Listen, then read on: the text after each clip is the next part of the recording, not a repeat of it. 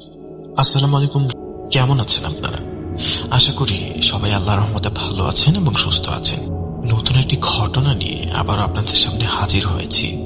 আজকের ঘটনাটি ব্যক্তিগতভাবে আমাকে বেশ নাড়া দিয়েছে, কারণ এর সাথে জড়িয়ে আছে একটি পারিবারিক ট্র্যাজেডি এবং এমন কিছু বিষয় যা আধুনিক বিজ্ঞান দিয়ে ব্যাখ্যা করা যায় না। ঘটনাটি আমি যার কাছ থেকে শুনেছি তার নাম মহসিন ভাই। পেশায় তিনি একজন ল্যান্ড সার্ভেয়ার বা আমিন। সরকারি বেসরকারি নানা প্রজেক্টে জমি মাপজোক করাই ওনার কাজ।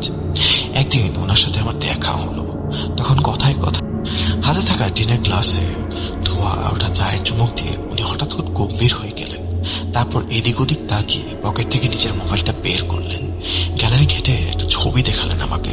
এটা পুরোনো একতলা বাড়ির ছবি, যার দেয়ালগুলো তার শেওলা এবং কালচে দাগ পড়ে আছে, আর সামনে বিশাল এক আগাছার জঙ্গল। মহসিন ভাই বললেন, সিফাত ভাই, এই প্রপার্টিটার মাপজোক করতে গিয়ে আমি যা ফেসে গিয়েছিলাম তা কাউকে বলতে পারবো না। আমি এটা এখনো নিজের মধ্যে রেখে দিয়েছি, কিন্তু আমি জানি আপনারা এসব নিয়ে কাজ করেন, তাই আজ আপনার কাছে এই ব্যাপারটা আমি বলছি। ঘটনাটি আমি মহসিন ভাইয়ের ভাষাতেই বলছি। আমার অনিচ্ছাকৃত ভুল ত্রুটির জন্য ক্ষমা প্রার্থনা করছি। বলছেন মহসিন ভাই, সিফাত ভাই, আমাদের কাজটা এমনিতে বেশ টেকনিক্যাল। কম্পাস, চেইন আর ম্যাপ নিয়ে কারবার। ইমোশনের জায়গা এখানে খুব কম। কিন্তু গত মাসের ওই অ্যাসাইনমেন্টটা ছিল একদম অন্যরকম। আমাকে হায়ার করেছিলেন একজন ভদ্র মহিলা, নাম রেনু আপা। ওনার বাবা রেখে যাওয়া গ্রামের বাড়িটা বিক্রি করবেন তিনি, তাই বাউন্ডারি আর জমির দাগ নাম্বার কনফার্ম করার জন্য আমাকে নিয়ে গিয়েছিলেন। জায়গাটা নোয়াখালীর একটি জায়গা, বেশ ইন্টেরিয়র এরিয়া। মেইন রোড থেকে রিক্সায় যেতে অনেকটা পথ। আমরা যখন ওই বাড়ির গেটের সামনে পৌঁছালাম তখন দুপুর গড়িয়ে বিকেল। বাড়িটা দেখে আমার বুকের ভেতরটা কেমন যেন করে উঠল। কেমন একটা থমথমে ভাব, যেন বাতাসও এখানে চলতে ভয় পায়। রেনু আপা গেটের তালা খোলার সময় দেখলাম ওনার হাত কাঁপছে। উনি বারবার ওড়না দিয়ে মুখ মুছছিলেন, যদিও তখন শীতকাল ছিল। সাথে ওনার 10 বছরের মেয়ে, নাম তুলি। বাচ্চাটা খুব চুপচাপ মায়ের আঁচল ধরে দাঁড়িয়ে ছিল। আমি আমার অ্যাসিস্ট্যান্টকে নিয়ে কাজ শুরু করলাম, কিন্তু কাজে মন বসাতে পারলাম না। বাড়ির পেছনে একটা বিশাল বড় বাঁশ ঝাড়, সেখান থেকে বাতাসের শব্দে একটা অদ্ভুত ক্যাচ ক্যাচ আওয়াজ আসছিল। মনে হচ্ছিল কেউ যেন তাদের দাঁত ঘষছে। পরের দিন কাজের ফাঁকে আমি গ্রামের মসজিদের ইমাম মাওলানা হাফিজ সাহেবের সাথে কথা বলতে চাই। উনি বেশ বয়স্ক মানুষ, সাদা দাড়ি, চোখে মুখে একটা গাম্ভীর্য। আমি ওনাকে রেনুপার বাড়ি বিক্রির কথা বলতে উনি দীর্ঘশ্বাস ফেললেন।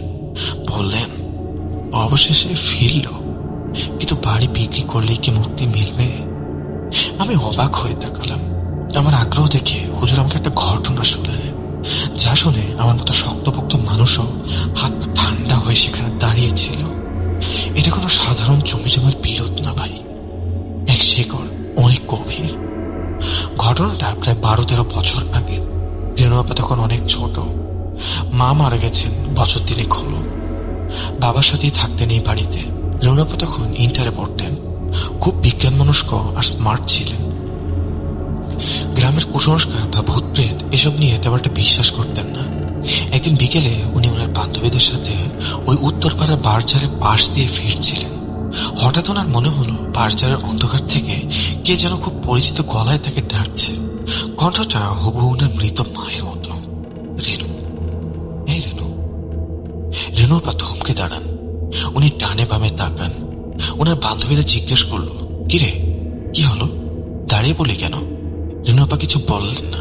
ভাবলেন হয়তো বা মনের ভুল। একে তো মা মরা মেয়ে, তার উপর হয়তো পরীক্ষার স্ট্রেস বা হরমোনাল কোনো চেঞ্জ। নিজেকে এসব বলে সান্ত্বনা দিলেন, কিন্তু মনের ভেতরে খচখচানিটা যেন রয়ে গেল। কারণ ডাকটা এত স্পষ্ট ছিল যে মনে হলো কেউ কানের কাছে এসে কথা বলেছে। সমস্যা শুরু হলো সেই রাত থেকেই। রেনু আপার রুমটা ছিল পশ্চিম দিকে, জানালার পাশেই একটা হাসনাহেনা গাছের ফুল। রাতে কারেন্ট ছিল না, লোডশেডিং।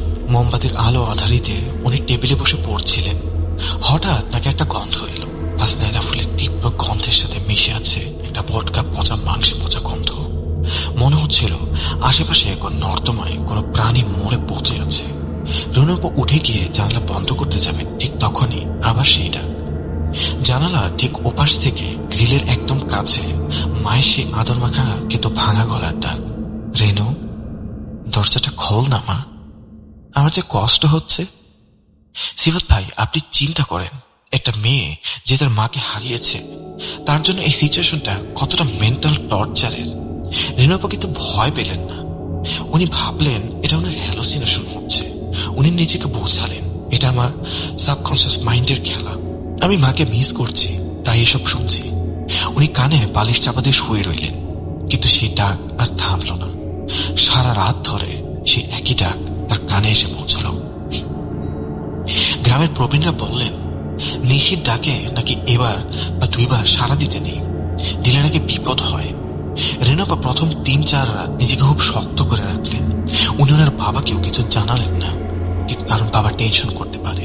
উনি ভাবলেন কোনো ডাক্তার দেখাবেন, হয়তো ওনার কোনো সাইকোলজিক্যাল সমস্যা হচ্ছে বা উনি স্প্লিট পার্সোনালিটি টাইপ কিছু রোগে ভুগছেন। কিন্তু গ্রামের পরিবেশ চাইলেই তো আর সাইকোলজিস্ট পাওয়া যায় না। চতুর্থ রাতের ব্যাপারটা আরো সিরিয়াস হলো।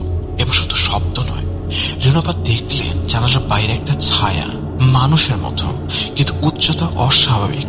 কেউ যেন কুজো হয়ে জানালার শিক ধরে দাঁড়িয়ে আছে। বাইরে তখন ঘুটঘুটে অন্ধকার, ঝিঝি পোকার ডাকও নেই, পিনপতন নীরবতা। রেনুপা ভয়ে বিছানায় কুকড়ে রইলেন, শরীরের ঘামে ভিজে যাচ্ছে। উনি আয়াতুল কুরসি পড়ার চেষ্টা করলেন, কিন্তু ভয়ে ওনার গলা দিয়ে কোনো আওয়াজ বের হলো না। মুখটা যেন কেউ আঠা দিয়ে আটকে দিয়েছে। পঞ্চম রাত, এই রাত ছিল ডিসাইডিং ফ্যাক্টর। সেদিন আকাশ খুব মেঘলা ছিল, টিপটিপ বৃষ্টি পড়ছিল টিনের চালে। বৃষ্টির একটানা শব্দে এমনিতে অন্য আওয়াজ পাওয়া খুব কঠিন। রেনুপা ঘুমানোর চেষ্টা করছিলেন, হঠাৎ বৃষ্টির শব্দ ছাপিয়ে সেই ডাকটা আবার এলো তার কানে। তবে এবার ফিসফিসানি নয়, এবার মনে হলো কেউ যেন যন্ত্রণায় আর্তনাদ করছে। রেনু, মারে, আমায় বাঁচা, ওরা আমাকে মেরে ফেলছে, দরজাটা খোল না মা। মায়ের আকুতি শুনে রেনু আবার সব যুক্তি, সব বিজ্ঞান, সব লজিক ধুয়ে মুছে গেল। উনার মনে হলো মা সত্যি সত্যি বাইরে বিপদে পড়েছেন। উনি আর নিজেকে কন্ট্রোল করতে পারলেন না। মন্ত্রমুগ্ধের মতো যেন কোনো রোবট বা চিন্তার লাশ হাঁটছে সেভাবে বিছানা থেকে নামলেন। ওনার শরীর কাঁপছিল, কিন্তু পা দুটো যেন নিজের ইচ্ছায় চলছে না। কেউ যেন রিমোট দিয়ে তাকে কন্ট্রোল করে সেদিকে নিয়ে যাচ্ছে। উনি আস্তে আস্তে দরজাটা খুললেন। পুরোনো দরজা খোলার সময় একটা ক্যাচ ক্যাচ শব্দ হলো। বাইরে তখন হালকা বৃষ্টি। উনি বারান্দায় এসে দাঁড়ালেন, উঠানের দিকে তাকালেন, কেউ নেই, শুধু সেই হাসনা হেনা আর পচা মাংসের বোটকা গন্ধ অনেক বেশি তীব্র হয়ে তার নাকে এসে পৌঁছলেও উনি ডাকলেন, মা, তুই কোথায়? কোনো উত্তর এলো না, শুধু বাতাসে শো শো শব্দ। হঠাৎ ওনার মনে হলো বারান্দার এক কোণে, যেখানে অন্ধকার সবচেয়ে বেশি, সেখানে কিছু একটা নড়ছে। অন্ধকার চোখ সয়ে আসতে উনি দেখলেন মাটির সাথে মিশে আছে কিছু একটা। জিনিসটা মানুষ নয়, আবার পুরোপুরি সাপও নয়। মেঝের উপর দিয়ে ছেড়ে ছেড়ে আসছে। তার শরীর থেকে বের হচ্ছে হাড় হিম করা একটা শীষ ধ্বনি। রেনু আবার আর কিছুই মনে নেই। যখন ওনার জ্ঞান ফিরল, তখন পরের দিন সকাল। উনি আবিষ্কার করলেন নিজেকে নিজের বেডে শোয়া অবস্থায়। পাশে ওনার বাবা বসে আছেন, চোখ মুখে দুশ্চিন্তার ছাপ। রেনু আপা উঠতেই চাইলেন, কিন্তু পারলেন না। ওনার শরীরটা যেন অবশ হয়ে আছে। মনে হচ্ছে শরীরের সব শক্তি কেউ সিরিঞ্জ দিয়ে টেনে বের করে নিয়েছে। বাবা বললেন উনি নাকি রিনু আপাকে বারান্দায় অজ্ঞান অবস্থায় পড়ে থাকতে দেখেছিলেন। সেদিন সকাল থেকে শুরু হলো আসল সমস্যা। রিনু আপার গায়ের রং, যেটা এমনিতে বেশ উজ্জ্বল ছিল, সেটা ফ্যাকাশে হতে শুরু করলো, একদম সাজা কাগজের মতো। আর সবচেয়ে ভয়ের ব্যাপার হলো ওনার ডান পায়ের করালের ঠিক উপরে দুটি ছোট ছিদ্র দেখা গেল, দেখতে একদম সাপের দাঁতের দাগের মতো। কিন্তু অদ্ভুত ব্যাপার হলো জায়গাটা ফুলে নেই, কোনো বিষক্রিয়ার লক্ষণ নেই, শুধু জায়গাটা বরফের মতো ঠান্ডা। স্বাভাবিকভাবেই ওনার বাবা এটাকে সাপের কামড় ভেবে ভয় পেলেন। উনি সাথে সাথে গ্রামের পল্লী চিকিৎসক, তারপর সদরের বড় এমবিবিএস ডাক্তার সবাইকে দেখালেন। ডাক্তাররা ব্লাড টেস্ট করালেন, হার্ট চেক করলেন, কিন্তু সব রিপোর্ট নর্মাল। ডাক্তাররা বললেন এটা হয়তো কোনো পোকামাকড়, আর অজ্ঞান হওয়াটা অতিরিক্ত স্ট্রেস বা অ্যানিমিয়ার কারণে। আমরা কিছু ভিটামিন আর আয়রন ট্যাবলেট দিচ্ছি, ও দ্রুত ঠিক হয়ে যাবে। কিন্তু ঠিক হলো না। রেনু আপা দিন দিন শুকিয়ে কাঠ হয়ে যেতে লাগলেন। উনি সারাদিন বিছানায় একটা লাশের মতো পড়ে থাকতেন, চোখের নিচে কালি পড়ে গেল। আর রাতে রাতে উনি আর ঘুমাতেন না, শুধু জানালার দিকে তাকিয়ে বিড়বিড় করতেন। মাঝে মাঝে ওনার বাবা দেখতেন রেনুপা ঘুমের ঘোরে অদ্ভুত ভঙ্গিতে শরীর পাকাচ্ছেন, যেটা সাধারণ মানুষের পক্ষে কখনোই সম্ভব না। হাড়গোড় মটমট করার মতো শব্দ হতো। বাবা নিরুপায় হয়ে শেষমেশ মাওলানা হাফিজ সাহেবের শরণাপন্ন হলেন। হাফিজ সাহেব মানুষটা খুব জ্ঞানী। উনি রেনুপাকে দেখিয়ে বুঝেছিলেন এটা কোনো মেডিকেল সায়েন্সের কেসই নয়। উনি বাবাকে বললেন, আমাকে আজ রাতে এটার ঘরে থাকতে দিতে হবে, আমি নিজের চোখে কিছু বিষয় কনফার্ম করতে চাই।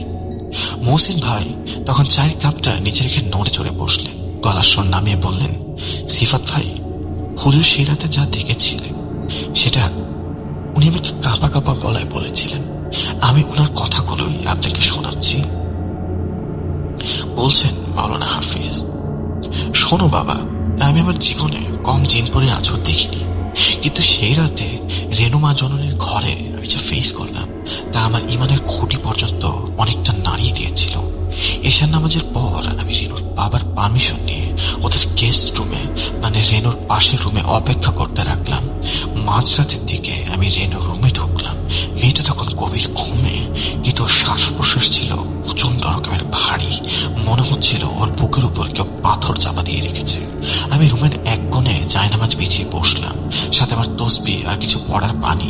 ঘরটা অন্ধকার, শুধু একটা হারিকেন জ্বলছে টিম টিম করে। রাত তখন আনুমানিক 3টা কি 3:15 হবে, যেটাকে আমরা বলি ডেভিলস আওয়ার বা তাহাজ্জুদের ওয়াক্তের ঠিক আগের সময়। হঠাৎ করেই আমি ফিল করলাম ঘরের টেম্পারেচার সাডেনলি ড্রপ করলো। এতক্ষণ ভ্যাপসা গরম ছিল, হঠাৎ কনকনে শীত, লোম দাঁড়িয়ে যাওয়ার মতো। ঠিক তখনই জানালার দিক থেকে একটা আওয়াজ এলো। মনে হলো লোহার শিকগুলো কেউ খুব শক্তি দিয়ে পাকানোর চেষ্টা করছে। ক্যাচ ক্যাচ শব্দ হতে শুরু করলো। আমি সূরা পড়তে শুরু করলাম, কিন্তু আমার জিভ আড়ষ্ট হয়ে আসছিল। হ্যারিকেনের আলোটা হঠাৎ দপ করে নিভে গেল, আবার জ্বলে উঠল। এবার আগুনের রংটা স্বাভাবিক হলুদ না, নীলচে হয়ে গেল। আর সে নীলচে আলোয় আমি দেখলাম জানালার শিক গলে কালো ধোয়ার মতো কিছু একটা রুমে ঢুকছে। ধোয়াটা ধীরে ধীরে একটা আকার নিল। আমি আমার চোখের চশমাটা ঠিক করলাম, ভাবলাম এটা হয়তো আমার চোখেরই কোনো ভুল হবে, কেননা বাস্তবে এরকম দেখাটা কারো কাছে প্রত্যাশিত নয়। কিন্তু না বাবা, ভুল ছিল না। প্রাণীটা ছিল বিশাল। এর পেটের দিকটা ছিল অজগর সাপের মতো আঁশযুক্ত আর মোটা, মেঝের সাথে লেপ্টে আছে। কিন্তু কোমর থেকে, আল্লাহ মাফ করুক, কোমরের নিচের অংশটা মানুষের মতো, কিন্তু বিকৃত দুটো পা আছে, কিন্তু সেগুলো অস্বাভাবিকভাবে লম্বা আর ফ্যাকাশে। হাঁটুর জয়েন্ট গুলো উল্টো দিকে পাকানো। জিনিসটা কুচো হয়ে রেনুর পায়ের দিকে ঝুঁকে আছে। তার উপরের অংশটা মানুষের মতো হলেও মুখটা মানুষের মতো নয়, আবার পুরোপুরি সাপের মতো নয়। চেপ্টা নাক, হলুদ রঙের চোখ দুটো আগুনের মতো জ্বলছে। আর সে রেনুর পায়ের সেই ক্ষতটায় মুখ লাগিয়ে চুক চুক করে রক্ত চুষছে। শব্দটা অনেকটা বাচ্চা ছেলে ললিপপ চুষছে যেমন হয় সেরকম, কিন্তু এর যে ভয়ঙ্কর ছিল রেনুর অবস্থা। ও ব্যথায় কাকাচ্ছে না, বরং ও একটা ঘোরের মধ্যে আছে। ওর ঠোঁটের কোণে একটা অদ্ভুত হাসি। আমি স্থির থাকতে পারলাম না। আমার হাতের তসবিহ সহ শক্ত করে আমি চিৎকার করলাম, আল্লাহু আকবার। আমার আওয়াজে প্রায় থামলো। ও খুব ধীরে ধীরে মেকানিক্যাল পুতুলের মতো আমার দিকে ঘাড় ঘোরালো। ওর মুখে তখনও তাজা রক্ত লেগে আছে। ও আমার দিকে তাকিয়ে একটা হাসি দিল। সে হাসিতে কোনো আনন্দ নেই, আছে শুধু আদিম হিংস্রতা আর উপহাস। বিশ্রী সেই হাসি দেখলে যে কারো শরীরের রক্ত পর্যন্ত জমে যেতে বাধ্য। তারপর সে কথা বলল, তার মুখ দিয়ে না। মনে হলো আওয়াজটা আসছে তার পেট থেকে, কিংবা বাতাসের সাথে ঘষা লেগে তৈরি হচ্ছে একটা ডাবল ভয়েস, যেন একসাথে অনেকগুলো সাপ হিস হিস করে কথা বলছে। সে আমার চোখের দিকে তাকিয়ে বলল, তুই কেন এসেছিস? এই বুড়ো, এখানে তোর কি কাজ? ওকে আমি অনেক বছর ধরে নজরে রেখেছি। ও আমার, ওর রক্তে শুধুমাত্র আমার অধিকার। আমি কাঁপতে কাঁপতে আয়াতুল কুরসি পড়া শুরু করলাম। ও তখন রেনুর পা ছেড়ে দিয়ে জানালার দিকে পিছিয়ে গেল। যাবার আগে ও আমার দিকে আঙুল তোলে, যেটা আসলে আঙুল না, পশুর মতো থাবা। ইশারা করলো, বলল, আজ তুই বাঁচলি, কিন্তু ওকে আমি ছাড়বো না। ওর বংশের শেষ রক্তবিন্দু পর্যন্ত আমি পান করব। এটা আমার ক্ষুধা না, এটা আমার পাওনা, এটা আমার জেদ, এটা আমাকে পেতেই হবে। পর মুহূর্তেই জানালার শিক বাঁকিয়ে সেই মুহূর্তের মধ্যে উধাও হয়ে গেল। রেখে গেল মাংসের উৎকট পটকা গন্ধ আর মেঝেতে কয়েক ফোঁটা লালচে রক্ত। মহসিন ভাই আবার কথায় ফিরলেন, বললেন, হুজুর এই কথার পর আমি আর ওনাকে প্রশ্ন করার কোনো সাহস পাইনি ভাই। তবে হুজুরের এই ঘটনার পর বাবাকে সাফ জানিয়ে দিয়েছিলেন এই গ্রামে রেনোয়ার নিরাপদ নয়। এই সত্তা রেনোয়ার পর রক্তের স্বাদ পেয়েছে, সে ফিরবে। বাবাকে বলেছিলেন ওকে শহরে পাঠিয়ে দিন, অন্তত এই ভিজে থেকে দূরে কোথাও। বাবা তাই করেছিলেন। রেনোপাকে ঢাকায় ওনার খালা বাসায় পাঠিয়ে দিয়েছিলেন। সেখানে উনি লেখাপড়া শেষ করেন, ইউনিভার্সিটি থেকে ডিগ্রি নেন, একটা মাল্টিন্যাশনাল কোম্পানিতে জব শুরু করেন। এরপর বিয়ে, সংসার, স্বামী আর ফুটফুটে মেয়ে তুলিকে নিয়ে ওনার জীবনটা বেশ ভালোই কাটছিল। এর মধ্যে ওনার বাবা মারা যান। মৃত্যুর আগে বাবা একটা উইল করার নির্দেশ করে দিয়ে গেছিলেন, যেন রেনোপা আর কোনোদিন ওই গ্রামে না ফেরেন, এমনকি ভিটে বাড়ি বিক্রি করতেও যেন না আসে। বাবা জানতেন সেই কালসাপ এখনো সেখানেই আছে, শিকারের অপেক্ষায়। কিন্তু নিয়তির লিখন কে খণ্ডাবে বলুন? 10 বছর পর রেনোপার স্বামীর ব্যবসায় বিশাল ধস নামে। ঋণের দায়ে তারা জর্জরিত হয়ে পড়েন। পাওনাদারদের দিনরাত হ্যারাস করতে থাকে তাদের। বাধ্য হয়ে বাবা সেই নিষেধ অমান্য করে রেনোপা গ্রামের বাড়ি বিক্রি করার সিদ্ধান্ত নেন। উনি হয়তো ভেবেছিলেন 10 বছর অনেক লম্বা সময়, সেই জিনিসটা হয়তো এতদিনে চলে গেছে বা মারা গিয়েছে। উনি ওনার মেয়ে তুলিকে নিয়ে গ্রামের বাড়িতে এলেন, আর আমি মহসিন ওই জমি মাপার উদ্দেশ্যেই তাদের সাথে গিয়েছিলাম। কিন্তু সিফাত ভাই, আমরা যখন বাড়িটার ভেতরে ঢুকলাম তখন থেকে রেনোপার বিহেভিয়ার চেঞ্জ হতে শুরু করলো। উনি বারবার বলছিলেন, মহসিন ভাই আপনি কি কোনো গন্ধ পাচ্ছেন? সেই গন্ধটা, কিন্তু আমি সত্যিই কোনো গন্ধ পাচ্ছিলাম না, শুধু পুরনো বাড়ির ব্যবসা গন্ধ ছাড়া। কিন্তু রেনোপার চোখগুলো যেন অস্থির দেখাচ্ছিল। বিকেল গড়িয়ে সন্ধ্যা নামলো। আমরা কাজ প্রায় গুছিয়ে এনেছি। এমন সময় দেখলাম বাড়ির উঠোনের এক কোণে সেই পুরনো বাঁশ ঝাড়ের নিচে রেনোপার মেয়ে তুলি একাই দাঁড়িয়ে আছেন। বাচ্চা মেয়ে গ্রামের খেলামেলা পরিবেশ পেয়ে বেশ খুশি। কিন্তু হঠাৎ আমি খেয়াল করলাম তুলি কার সাথে যেন কথা বলছে। আশেপাশে কেউ নেই, কিন্তু ও কার সাথে যেন হেসে হেসে কথা বলছে। আমি গিয়ে জিজ্ঞাসা করলাম, তুলি কার সাথে কথা বলছো তুমি? তুলি আমার দিকে তাকিয়ে খুব স্বাভাবিক গলায় বলল, আঙ্কেল ওই যে দাদুভাই আমাকে ডাকছে। দাদুভাই বলেছে আজ রাতে নাকি আমাদের জন্য খুব বড় একটা দাওয়াত আছে। আমার গায়ে রক্ত হিম হয়ে গেল, কারণ আমি জানি তুলির দাদু মানে রেনোপার বাবা মারা গেছেন প্রায় 5 বছর আগে। আমি তুলির হাত ধরে টান দিলাম, বললাম চলো ভেতরে চলো। তুলি যেতে চাইল না। ও বাঁশ ঝাড়ের অন্ধকারের দিকে আঙ্গুল দেখিয়ে বলল, না আঙ্কেল, দাদুভাই রাগ করবে। দাদুভাইয়ের সাথে আরো একজন আছে, অনেক লম্বা, দেখতে সাপের মতো। ও আমাকে বলছে ও আমার মায়ের বন্ধু। আমি তুলির হাত ধরে হ্যাঁচকা টান দিয়ে বললাম, চলো ভেতরে চলো। তুলি আমার দিকে এমন ভাবে তাকালো যেন ও আমাকে চিনতেই পারছে না। ওর চোখের মনের একটু ঘোলাটে একদম মৃত মাছের মতো দেখাচ্ছে। ও কোনো বাধা দিল না, পুতুলের মতো আমার সাথে ঘরে চলে এলো। আমি দৌড়ে গিয়ে মেইন ডোরটা বন্ধ করে দিলাম। লোহার খিল লাগানোর সময় খেয়াল করলাম আমার হাত ঘামে পিচ্ছিল হয়ে আছে। বাইরে তখন সন্ধ্যার অন্ধকার গাঢ় হয়ে নেমেছে, আর সেই সাথে শুরু হয়েছে বাতাসের শোঁ গর্জন। মনে হচ্ছে প্রকৃতিও আজ আমাদের বিরুদ্ধে। রেনোপা ঘরের মাঝখানে দাঁড়িয়েছিলেন। আমাকে তুলিকে ওভাবে ঢুকতে দেখে উনি আতঙ্কিত হয়ে জিজ্ঞাসা করলেন, কি হয়েছে মহসিন ভাই? আপনারা দৌড়ে এলেন কেন? আর তুলি অমন ঘামছে কেন? কি হয়েছে ওর? আমি কিছু বলার আগে বলুন হাফিজ সাহেব হন্তদন্ত হয়ে আমাদের বাড়িতে ঢুকলেন। ওনার হাতে একটা বড় টর্চ লাইট আর কাঁধে একটা ছোলা। উনি এসেই বললেন, দরজা জানালা সব বন্ধ করে দাও, এক্ষুনি এই বাড়ির মেইন সুইচ অফ করে দাও। কারেন্ট রাখা যাবে না, ইলেকট্রিসিটি বা কৃত্রিম কোনো আলো এদের শক্তি বাড়ায়। আমি অবাক হলাম, কিন্তু কোনো প্রশ্ন করার সাহস পেলাম না। হুজুরের গলার টোনটাই এমন ছিল যে মনে হলো উনি হয়তো কোনো যুদ্ধক্ষেত্রের এক সেনাপতি। আমি দৌড়ে গিয়ে মেইন সুইচ অফ করে দিলাম। পুরো বাড়ি অন্ধকারে ডুবে গেল। হুজুর পকেট থেকে কয়েকটা বড় সাইজের মোমবাতি বের করে জ্বালালেন। মোমবাতি কাঁপা কাঁপা আলোয় আমাদের তিনজনের ছায়া দেয়ালের নিচে উঠল। কিন্তু তুলি একদম চুপচাপ ও ঘরের এক কোণে একটা চেয়ারে বসে পড়ল, দৃষ্টি মেঝের দিকে নিবদ্ধ। রাত বাড়ার সাথে সাথে বাইরে ঝড় শুরু হলো। টিনের চালে বৃষ্টির শব্দ যেন কানের পর্দা ফাটিয়ে দিয়েছে। আমরা তিনজনই ড্রয়িং রুমে বসে আছি, কারো মুখে কোনো কথা নেই। হঠাৎ ঠিক রাত 12টার দিকে বৃষ্টির শব্দে ভেতরে একটা আওয়াজ আমার কানে এলো। দরজায় টোকা, ঠক ঠক ঠক, খুবই ধীরে কিন্তু ভারী টোকা। রেণুকা চমকে উঠলেন, আমার দিকে তাকালেন। আমি ইশারায় আপাকে চুপ থাকতে বললাম।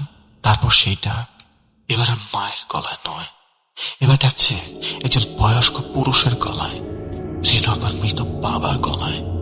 রেণু, ও মা, রেণু, দরজাটা খোলো মা, বাইরে বৃষ্টি হচ্ছে না? আমি যে ভিজে যাচ্ছি। দেখো, আমি তোমার জন্য চলে এসেছি মা। তোমার তো একা থাকতে বড্ড কষ্ট হয়। আমি তো বাবা, আমি তো বুঝি। দরজাটা খোলো না মা, একটি বার তোমার কাছে আসি। রেণু আপা দু হাতে কান চেপে ধরলেন। ওনার চোখ দিয়ে অঝরে পানি পড়ছে। উনি ফিসফিস করে বললেন, এটা বাবা না, বাবা মরে গেছে, এটা বাবা হতেই পারে না। কিন্তু তখনই তুলি চেয়ার থেকে উঠে দাঁড়ালো। ও দরজার দিকে এক পা বাড়ালো। ওর গলায় সেই বাচ্চা সুলভ ভাবটা আর নেই। ও যান্ত্রিক ভাবে বলল, মা, দাদু আমাকে ডাকছে, তুমি শুনছো না? দাদু তো ভিজে যাচ্ছে, দরজাটা খুলে দাও। হুজুর লাফিয়ে উঠে তুলির সামনে দাঁড়ালেন। উনি পকেট থেকে একটা কালো সুতা বের করে তুলির হাত বাঁধতে লাগলেন। কিন্তু তুলি ওইটুকু একটা 10 বছরের বাচ্চার মেয়ে, হুজুরকে এক ধাক্কায় সরিয়ে দিল। হুজুর ছিটকে গিয়ে সোফার উপর পড়লেন। আমি হতভম্ব হয়ে গেলাম, একটা বাচ্চার গায়ে এত শক্তি কোত্থেকে এলো? তুলি দরজার দিকে এগোচ্ছে। আমি দৌড়ে গিয়ে ওকে চাপতে ধরলাম। ওর শরীরটা বরফের মতো ঠান্ডা আর শক্ত। মনে হচ্ছে আমি কোনো মানুষকে ধরিনি, একটা পাথরের মূর্তিকে ধরে আছি। ও আমার দিকে তাকালো, সেই চাহনি আমি জীবনেও ভুলবো না। ওর চোখের মনি এখন আর কালো নেই, সম্পূর্ণ হলুদ হয়ে গেছে, আর মাঝখানে সাপের মতো ছেঁড়া দাগ। কিন্তু সেই মুহূর্তে জানালার কাঁচ ভেঙে চুরমার হয়ে গেল। ঝড়ের বেগে ঘরের ভেতর দমকা হাওয়া ঢুকলো, আর সাথে সাথে সেই অসহ্য পচা মাংসের পটকা গন্ধ। মোমবাতিগুলো সব নিভে গেল। আমরা ঘুটঘুটে অন্ধকারে হুজুরের হাতের টর্চটা মাটিতে পড়ে গড়াগড়ি খাচ্ছে, আর তার আলোটা শুধুমাত্র এদিক সেদিক ঘুরছে। সে আলোতে আমি তাকে দেখলাম। দরজা ভাঙার দরকার হয়নি। জানালার সেই ভাঙা অংশ দিয়ে কালো ধোয়ার মতো কুণ্ডলি পাকিয়ে সেটা ঘরের ভেতর ঢুকেছে। মেঝেতে নামতে সেটা আকার নিল। হুজুর যেটা বর্ণনা করেছিলেন, এটা তার চেয়েও 1000 গুণ বেশি ভয়াবহ। এই শরীর প্রায় 7 ফুট লম্বা, কিন্তু সোজা হয়ে দাঁড়াতে পারছে না, কুঁজো হয়ে আছে। গায়ের চামড়া জায়গায় জায়গায় পোড়া, আর সেখান থেকে বের হচ্ছে আঠালো রস। এর কোনো হাত নেই, হাতের জায়গায় সাপের মতো দুটি লিকলিকে অংশ। এর মাথায় মানুষের আঙুলের মতো হাড় বেরিয়ে আছে। সবচেয়ে ভয়াবহ ছিল এর মুখ। এর মুখে এক পাশ মানুষের মতো, অন্য পাশটা সাপের মতো আঁশযুক্ত।